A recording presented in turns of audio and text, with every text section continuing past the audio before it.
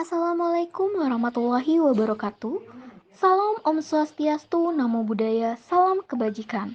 Halo penonton video, kali ini dalam video dengan durasi yang tidak terlalu panjang, kami akan memaparkan sebuah ringkasan dari jurnal seismik dengan judul Analisis Gempa Nias dan Gempa Sumatera Barat dan kesamaannya yang tidak menimbulkan tsunami. Tapi sebelum itu, izinkan saya untuk memperkenalkan terlebih dahulu nih penyusun atau orang-orang di balik video ini. Perkenalkan, kami dari mahasiswa Fisika FMIPA Unsud. Video ini dibuat oleh kelompok 6 untuk menyelesaikan tugas yang diberikan pada mata kuliah pengantar geofisika dengan dosen pengampu Ibu Dr. Zaroh Irayani. Untuk anggota dari kelompok 6 sendiri, yang pertama ada Alda Aisyah Wicaksari dengan NIM K1C019049.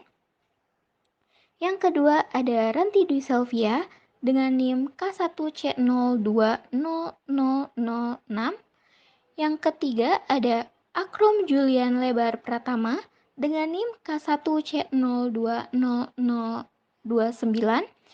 Yang keempat ada Widi Nurhafidoh dengan NIM K1C020046.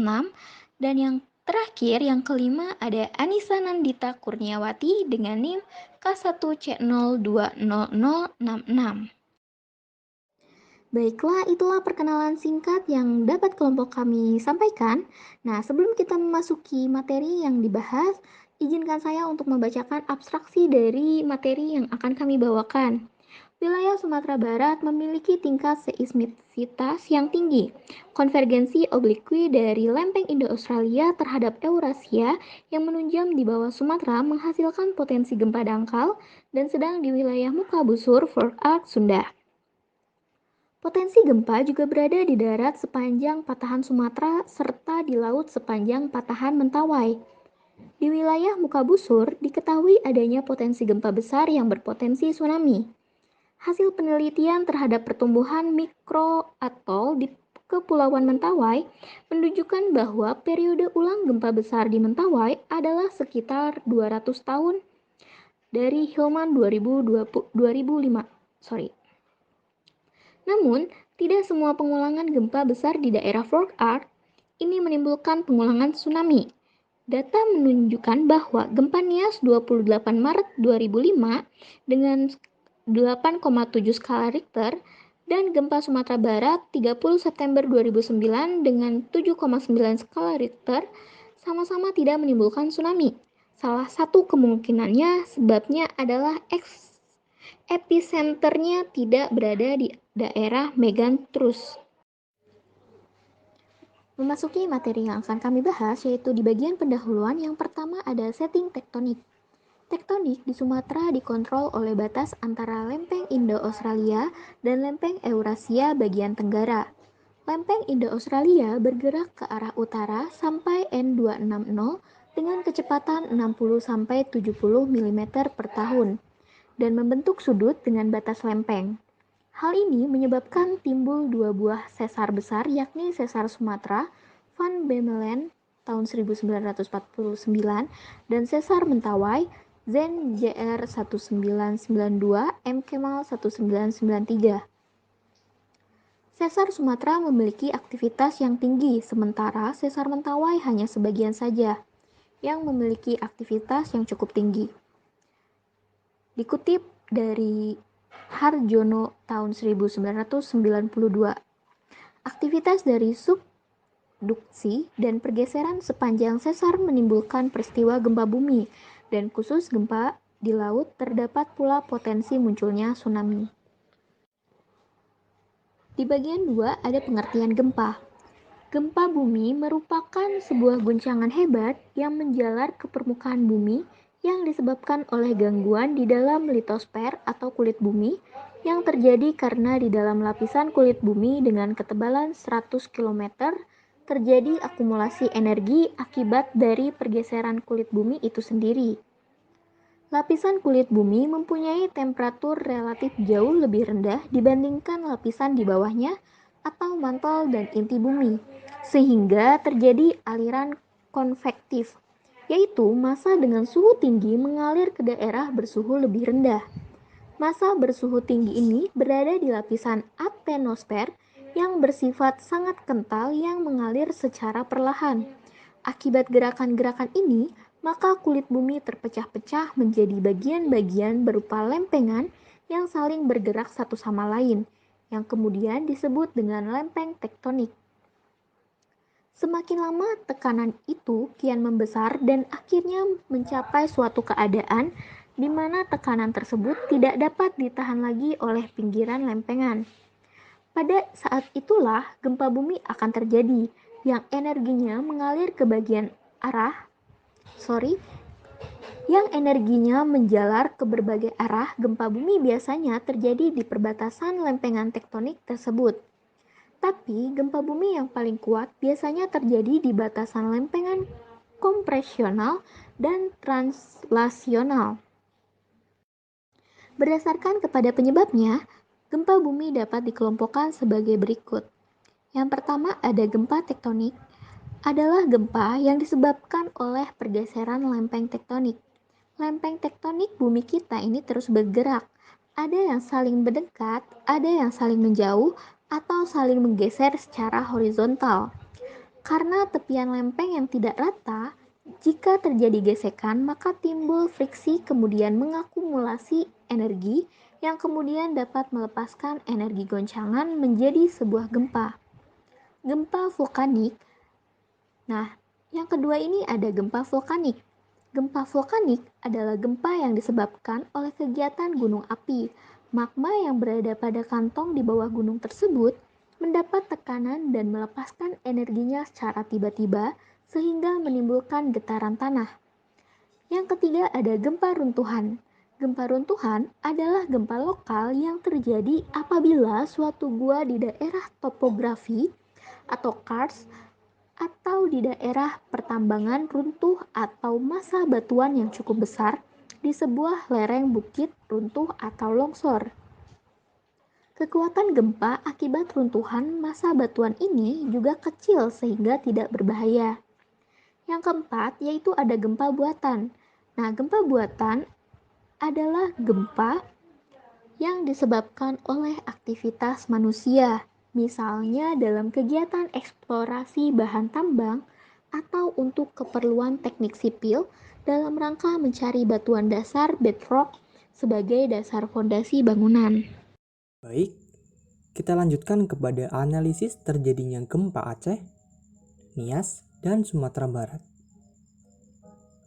Perlu kita ketahui, di sebelah pulau barat Sumatera terdapat banyak pulau kecil dan sedang, mulai dari Simulue di utara sampai Enggano di selatan. Karena pulau-pulau ini dekat dengan bidang pergesekan kedua lempeng, yaitu lempeng India Australia dengan lempeng Eurasia, maka ia juga dekat dengan sumber gempa. Sehingga gempa-gempa yang bersumber di dekat pulau ini biasanya kedalamannya sangat dangkal. Ditambah dengan adanya patahan-patahan atau sesar naik, atau kita juga bisa menyebutnya dengan thrust. Nah, patahan-patahan ini dibawa pulau sampai ke batas lempeng yakni palung. Oleh karena itu, ada satu lagi potensi bencana yang mengikuti gempa ini, yaitu terjadinya tsunami. Namun, perlu kita ketahui bahwa tsunami ini frekuensinya tidak terlalu besar, karena ada 4 syarat terjadinya tsunami, yaitu yang pertama, epicenter berada di dasar laut. Yang kedua, kekuatan gempa harus lebih dari 6,5 skala Richter. Dan yang ketiga, kedalaman pusat gempa sangat dangkal, yakni kurang dari 30 km. Dan yang terakhir, terjadinya dislokasi batuan secara vertikal. Baik, kita lanjutkan dengan analisis gempa dan atau tsunami pada masing-masing daerah. Dari Aceh, Nias, dan Sumatera Barat yang pernah terjadi di beberapa waktu yang lalu. Kita mulai dengan gempa dan tsunami Aceh pada tanggal 26 Desember 2004. Di Provinsi Nanggro Aceh Darussalam, terdapat Kabupaten Simeulue dengan penduduk berjumlah lebih kurang 70.000 jiwa. Dan pada tanggal 26 Desember 2004, pada pukul 7:58 waktu Indonesia bagian Barat, telah terjadi sebuah gempa dengan besar 9,2 skala Richter di utara pulau ini, yang kemudian diikuti oleh tsunami. Untuk pusat gempa pada gempa Aceh 26 Desember 2004, yaitu ada pada kedalaman 10 km, yakni sangat dangkal, sehingga intensitasnya sangat besar, kemudian menimbulkan tsunami yang menelan korban lebih dari 250.000 jiwa. Setelah itu, ada gempa Nias pada tanggal 28 Maret 2005. Pulau Nias ini merupakan bagian dari lempeng Eurasia yang bertumbukan dengan lempeng India Australia. Akibatnya, muncul potensi tektonik seperti gempa yang terjadi secara periodik. Pada tanggal 28 Maret 2005 atau 3 bulan setelah gempa dan tsunami Aceh, pada pukul 23:09 waktu Indonesia bagian Barat, terjadi pula gempa besar di pulau ini dengan kekuatan 8,7 skala Richter. Gempa ini juga tergolong gempa yang dangkal, yaitu memiliki kedalaman 30 km di bawah permukaan laut. Korban jiwa yang jatuh lebih dari 1.000 orang dengan intensitas maksimum antara 8-9.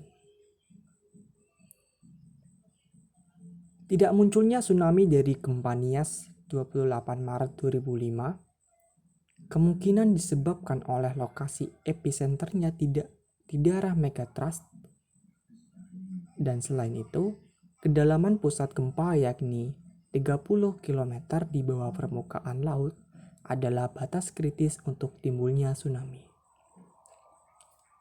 Dan dari keempat syarat untuk terjadinya sebuah tsunami, seperti yang telah disebutkan, maka kemungkinan syarat yang ketiga atau yang keempat tidak terpenuhi. Maka dari itu, tsunami pada Nias 28 Maret 2005 tidak terjadi. Lalu, ada gempa Sumatera Barat pada tanggal 30 September 2009. Pada tanggal 30 September 2009, pada waktu 17:15 waktu Indonesia bagian Barat, telah terjadi gempa besar dengan magnitudo 7,9 skala Richter. Gempa ini berepisenter di Selat Mentawai sekitar 50 km barat laut Kota Padang atau 60 km barat daya Pariaman. Untuk intensitas maksimum terdapat di Padang dan Padang atau Pariaman dengan skala 7 mmi. Sama seperti di Nias, korban jiwa juga lebih dari 1.000 orang. Gempa ini juga tidak menimbulkan tsunami. Ini jelas karena selain kedalaman pusat gempa yakni 71 km yang tidak memenuhi persyaratan timbulnya tsunami, di sini juga tidak terdapat megatrust yang memungkinkan pergerakan vertikal yang mengguncang air laut. Kita lanjutkan dengan potensi tsunami di wilayah Sumatera Barat. Sumatera Barat bagian kepulauan, yakni Kepulauan Mentawai, juga memiliki potensi tsunami. BMKG melaporkan bahwa ada 2 blok di Kepulauan Mentawai yang memiliki potensi terjadinya gempa yang besar, yakni Blok Siberut dan Blok Sipora Pagai. Kedua blok ini memiliki periode ulang sekitar 200 tahun. Gempa besar yang terjadi pada periode yang lalu adalah di Siberut pada tahun 1797 dengan kekuatan 8,7 skala Richter dan di Sipora-Pagai pada tahun 1833 dengan kekuatan 8,4 skala Richter. Gempa besar biasanya selalu berulang melalui periode tertentu sebagai akibat dari tumbukan lempeng India Australia terhadap lempeng Eurasia dengan kecepatan antara 6 sampai 7 cm per tahun. Artinya, gempa di blok Siberut sebagaimana Sipora-Pagai juga akan terulang sesuai dengan mekanisme dan periode ulang yang diketahui setiap sekitar 200 tahun. Namun, tsunami tidak harus terulang, karena seperti yang telah disebutkan, bahwa ada 4 syarat untuk terjadinya sebuah tsunami. Dan jika apabila satu saja syarat tidak terpenuhi, maka tsunami tidak akan terjadi. Sebagai penutup, ada beberapa kesimpulan yang dapat ditarik, yaitu yang pertama, gempa Aceh yang berpusat di utara Simeulue disebabkan oleh lempeng India Australia yang bergerak 6-7 cm per tahunnya ke arah utara.